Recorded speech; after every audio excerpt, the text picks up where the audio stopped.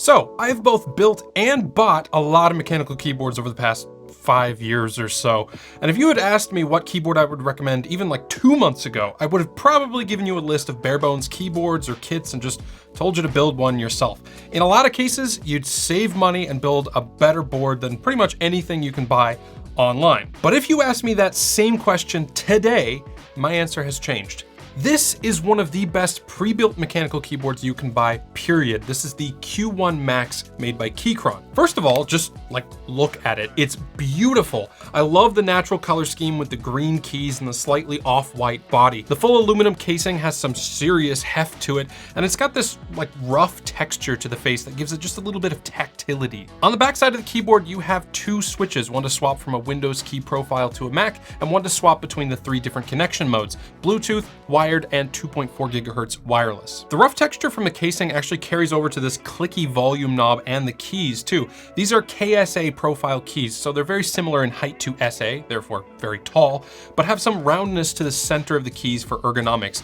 They are double shot PBT, which is great for durability over time, but I have noticed that some of the legends are a little bit inconsistent. Some of the letters look almost more bold than others. The backspace key is the worst offender, with the ACE being thicker than the rest of the letters. Underneath the keys are a set of Gateron Jupiter banana switches.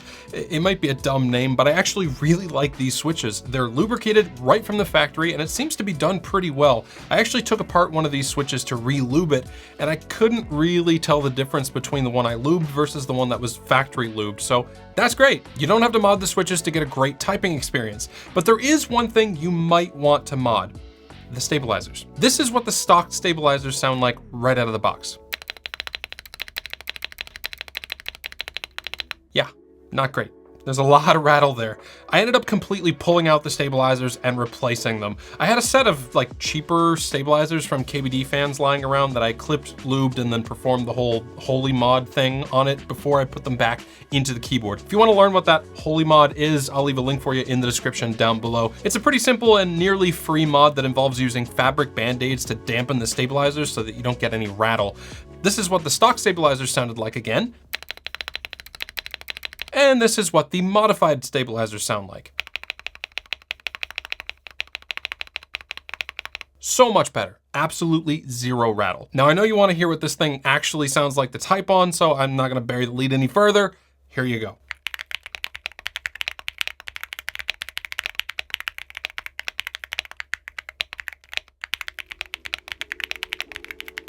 It sounds great. There's something like 7 different materials inside that help to absorb sound, so the result is a great sound and, more importantly, an excellent typing experience. The Gateron bananas have a little bit of a tactile bump that feels really, really enjoyable to type on. Keychron does also have red and brown switches that you can buy for this keyboard too, but I highly recommend you get the bananas. You can also just buy your own switches. This keyboard has a hot swappable PCB so that you can just pull out the switches and replace them with your own in a few seconds. I thought I was gonna have to do that when I first got this keyboard, but I found myself actually loving the Gateron bananas, so I just didn't bother. Battery life on this keyboard is solid as long as you keep the RGB off. It does have south-facing RGB, which would be great if you had some shine-through keycaps, but these keycaps are opaque so that you can't really see the RGB all that well. I'm not an RGB guy anyway, so I just leave it off. There's a 4,000 milliamp hour battery in this keyboard, and I've been using it for the past couple of weeks without having to recharge it at all. Again, not with the RGB on, but still, that's pretty good. It comes with a nice braided USB-C cable for charging or using the keyboard in the wired mode. When the keyboard is plugged in, you can use VIA to modify what the keys do. For example, I never used the home button on my keyboard, so I used VIA to make a macro, which allowed me to take a screenshot on a Mac just by hitting the home button. This is actually a really, really nice keyboard, and I think it goes without saying at this point that I do recommend it. It's one of the best keyboards that I've tested that you can buy online, do nothing to it, and still get a fantastic typing experience. That being said, it is pretty expensive. It's just over $200 US, but you probably are not gonna find a more complete package for the money than this keyboard. I like it a lot. Hope you liked the video. Thanks for watching, and as always, have a great day.